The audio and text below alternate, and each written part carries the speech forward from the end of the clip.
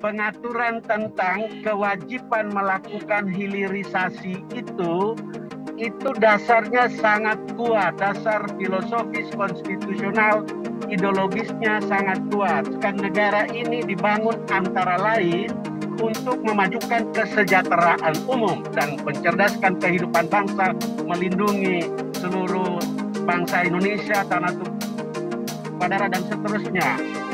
Bahwa mineral dan batu bara sebagai sumber daya alam merupakan kekayaan nasional, ini jelas ini. Cuman nomor 2 ini, ayat 2 ini agak mengagetkan. Penguasaan mineral dan batu bara oleh negara sesuai Mas ayat 1 diselenggarakan oleh pemerintah pusat sesuai dengan ketentuan undang-undang ini.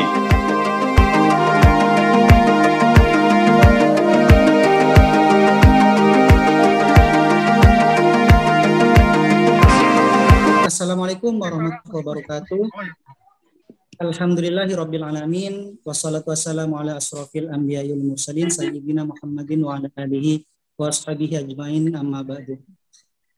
Bapak Ibu dan rekan-rekan sekalian, pada sore hari ini kami dari Pusat Studi Hukum Energi dan Pertambangan atau biasa dikenal dengan PUSEP kembali hadir di tengah-tengah kita di tengah bulan Ramadan mengadakan diskusi publik dengan tema hilirisasi mineral dan batu bara pasca 3 tahun 2020 tentang perubahan Undang-Undang 4 tahun 2009 tentang pertambangan minerba dan Undang-Undang 11 tahun 2020 tentang Cipta Kerja.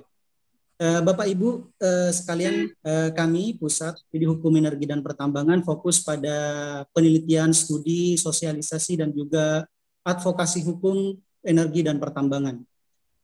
Kami juga aktif di beberapa penelitian, oleh karena itu kami pada sore hari ini Bapak Ibu sekalian akan sangat menarik diskusi kita karena kedua undang-undang ini banyak menyita perhatian publik serta serat dengan kepentingan politik dan korporasi besar. Bapak Ibu dan rekan-rekan sekalian, sebagaimana kita ketahui bahwa kedua undang-undang ini saat ini masih dalam proses judicial review di Mahkamah Konstitusi. Bahkan keduanya dilakukan uji formil, Bapak Ibu sekalian. Selain itu juga terkait dengan tema kita pada sore hari ini, yaitu terkait dengan ketidakjelasan tujuan dari hilirisasi minerba itu sendiri. Apakah benar-benar sesuai dengan semangat Undang-Undang 3 tahun Undang-Undang pasal 33, maksud kami pasal 33 Undang-Undang Dasar 1945 atau hanya untuk kepentingan kaum tertentu. Untuk itu, secara khusus pada sore hari ini Pusat Studi Hukum Energi dan Pertambangan mengundang dan telah hadir di tengah-tengah kita pemateri yang sangat luar biasa, Bapak Dr. Alexander Sonikerap. Beliau merupakan mantan Menteri Negara Lingkungan Hidup tahun 1999 sampai dengan tahun 2001 dan juga pernah menjabat sebagai anggota DPR RI tahun 2004 sampai dengan tahun 2009. Kemudian pemateri kita yang kedua juga adalah Bapak Insinyur Simon Felix Sembiring, PhD. Beliau merupakan tokoh senior pertambangan dan beliau pernah menjabat sebagai Dirjen Minerba pada tahun 2005 sampai 2008. Jadi kedua pemateri kita ini sudah malang melintang di dunia pertambangan kita. Untuk lebih menyingkat waktu, mari bersama-sama kita dengarkan penyampaian materi dari yang pertama dari Bapak Dr. Alexander Sonikerap. Kepadanya disilakan. Ya, terima kasih untuk kesempatannya. Saya mungkin sebentar saja karena ternyata waktu saya berobat karena penerbangan kami delay. Nah, tapi ada Pak Simon yang menguasai seluruh isi perut dari Undang-Undang Nomor 4 maupun Undang-Undang Nomor 3 2020 dan Undang-Undang Cipta Kerja, Cipta Karya. Karena dulu Pak Simon mewakili pemerintah dan saya sebagai Ketua Panja menyusun Undang-Undang Nomor 4 2009 tentang mineral dan batu bara. Nah, saya penjelasan lainnya akan Pak Simon lah, dia sudah kuasai semua. Tapi saya sedikit memberi gambaran mulai dari landasan filosofis konstitusional, khususnya berkaitan dengan hilirisasi Ya, mohon materi saya bisa ditayangkan untuk mengingat kita semua bahwa eh, pengaturan tentang kewajiban melakukan hilirisasi itu dasarnya sangat kuat, dasar filosofis, konstitusional, ideologisnya sangat kuat. Slide pertama, ya di dalam pembukaan Undang-Undang Dasar 1945, di situ dicantumkan negara ini dibangun antara lain untuk memajukan kesejahteraan umum dan mencerdaskan kehidupan bangsa, melindungi seluruh bangsa Indonesia, tanah tumpah darah, dan seterusnya. Demikian pula, sila kelima Pancasila mengamanatkan untuk terwujudnya keadilan sosial bagi seluruh rakyat Indonesia. Bahkan pasal 33 Undang-Undang Dasar 1945 ayat 3 kita semua hafal luar kepala, bumi dan air dan kekayaan alam yang terkandung di dalamnya dikuasai oleh negara dan dipergunakan untuk sebesar-besarnya kemakmuran rakyat. Ditambah lagi pasal 27 Undang-Undang Dasar 1945, tiap-tiap warga negara berhak atas pekerjaan yang layak dan penghidupan yang layak. Jadi negara juga harus menciptakan lapangan kerja bagi seluruh rakyat Indonesia. Selain mensejahterakan, selain tadi sumber daya alam untuk kemakmuran sebesar-besarnya kemakmuran rakyat. Slide berikutnya, ya. Nah, dengan tujuan dari hilirisasi dengan demikian adalah untuk merealisasikan amanat ideologis dan konstitusional tadi, yaitu untuk mewujudkan keadilan sosial bagi seluruh rakyat Indonesia dan agar sumber daya alam dipergunakan untuk sebesar-besarnya kemakmuran rakyat.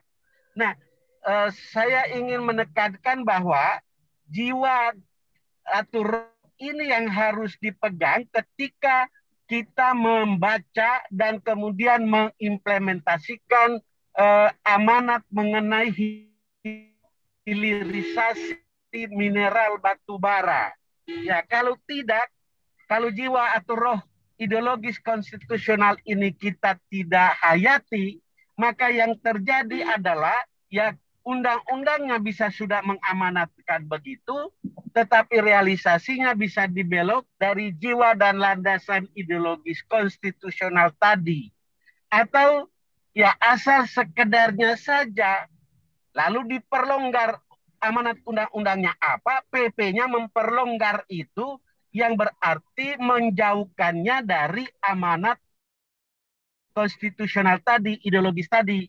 Jadi lalu diundur-undur. Kita semua tahu undang-undang ini nomor 4 2009 sudah disahkan, tetapi realisasi hilirisasi pembangunan smelter diundur-undur, dinegosiasikan, betul-betul tidak dilaksanakan secara konsisten, ya karena kita tidak menyadari bahwa realisasi dari amanat Pancasila dan konstitusi kita.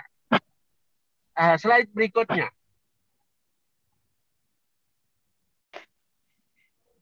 Dengan demikian, secara lebih jelas, tujuan hilirisasi dari mineral batu bara, khususnya mineral, nanti Pak Simon bisa lebih lagi soal batu bara, tapi saya konsentrasi di mineral, yaitu untuk menghentikan istilah yang sering saya gunakan adalah flying money, yaitu lari keluarnya banyak sekali uang Republik Indonesia dari sumber daya alam, khususnya mineral dalam hal ini, karena kita ekspor konsentrat. Kita kirim keluar konsentrat, negara lain membangun smelter, lalu multiplier efek dari mineral tadi, nilai tambahnya justru diambil ya oleh negara lain. Bayangkan dengan membangun smelter ada banyak sekali peluang lapangan kerja yang tercipta oleh itu. Setelah Undang-Undang Nomor 4 disahkan, cukup banyak ahli ekonomi pertambangan menghitung, Pak Simon nanti tolong disampaikan, dari sekian macam mineral, ada yang nilai tambahnya itu 100 kali lipat, 200 kali lipat, 400 kali lipat ketika kita serius melakukan hilirisasi atau proses nilai tambah di dalam negeri. Juga tadi dengan demikian menghentikan meningkatkan nilai tambah bagi kesejahteraan umum dan keadilan sesuai dengan roh atau jiwa tadi. Membuka lapangan kerja dengan demikian. Multiplier efek tadi dengan kehadiran smelter dan seterusnya ya. Ya, orang boleh mengatakan toh pada akhirnya yang diberi kesempatan adalah pekerja dari Cina dan seterusnya. Itu diskusi lain. Tetapi bahwa peluang untuk terbukanya lapangan kerja dari hilirisasi itu ada. Juga meneguhkan, atau sebelum itu, Pak Simon tolong konfirmasi.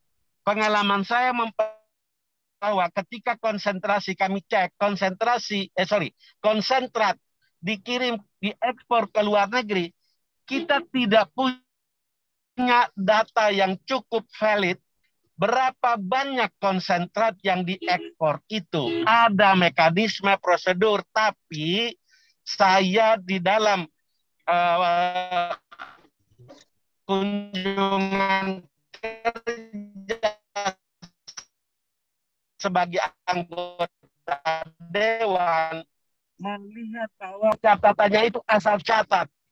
Apakah hanya tembung emas atau ada? Saya tidak tahu, macam-macam. Seringkali kita tidak punya kejelasan tentang apa yang dijual itu. Maka dengan hilirisasi, dengan membangun smelter, maka kita betul-betul juga meneguhkan kedaulatan kita atas pengelolaan sumber daya alam kita.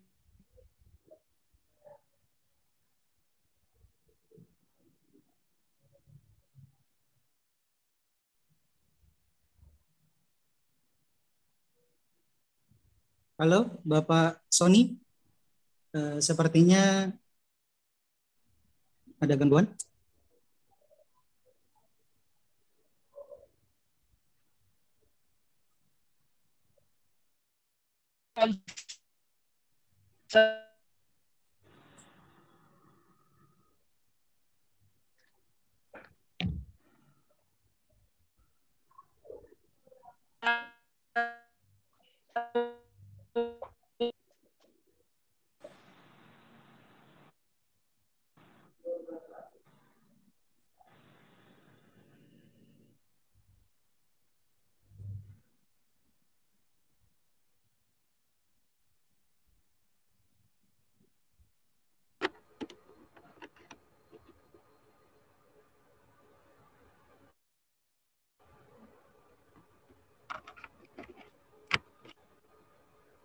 Baik, Bapak Ibu sekalian, mohon maaf sebelumnya Bapak Sony sepertinya putus koneksi.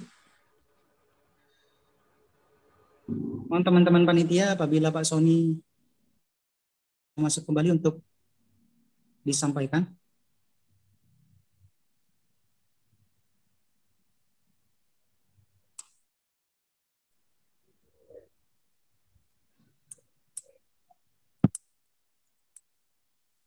Bisa dengar lagi?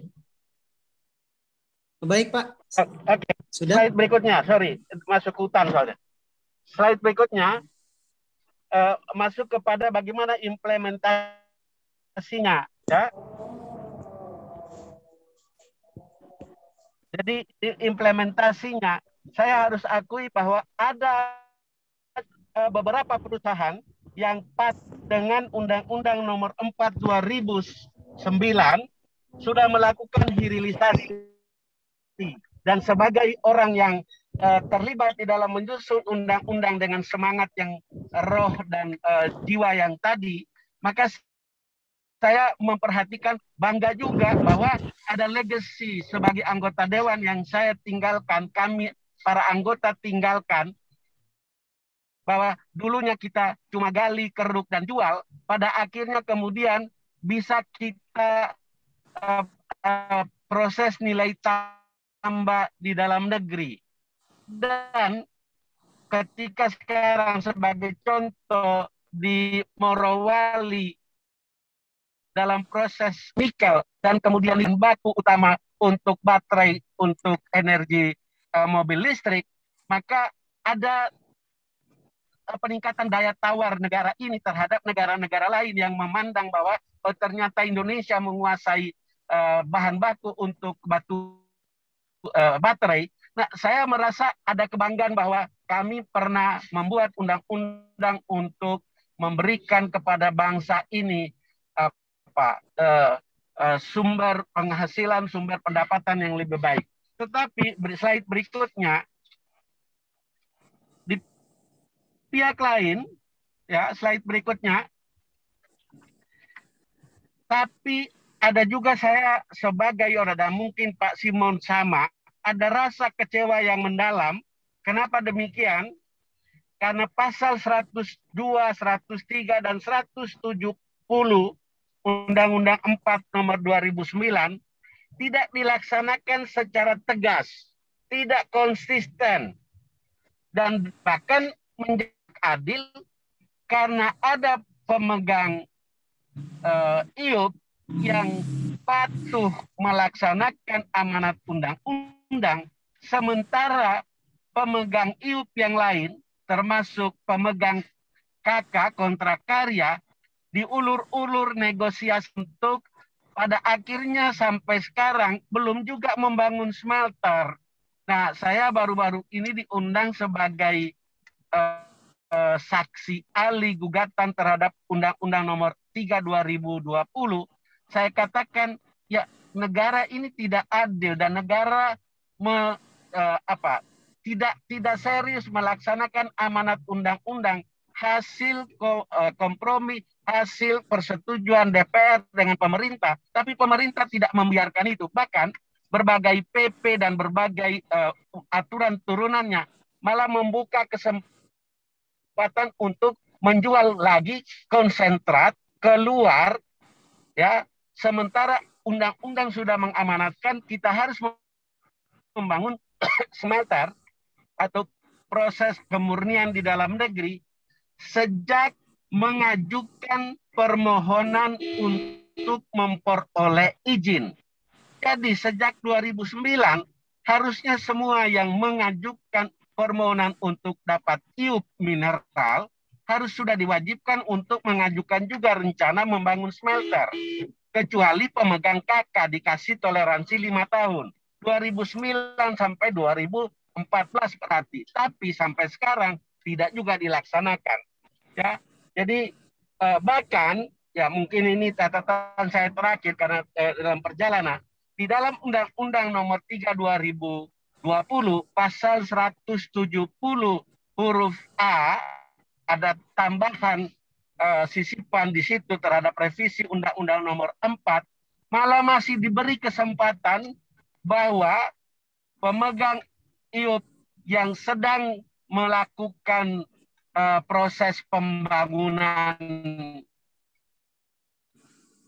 smelter dan seterusnya masih diberi kesempatan untuk sekarang adalah orang tidak serius mengurus pembangunan smelternya, tetapi berusaha mendapatkan kuota untuk ekspor konsentrat tersebut. Jadi menurut saya kita tidak serius dengan amanat undang-undang ini. Jadi itu saja terakhir penutup.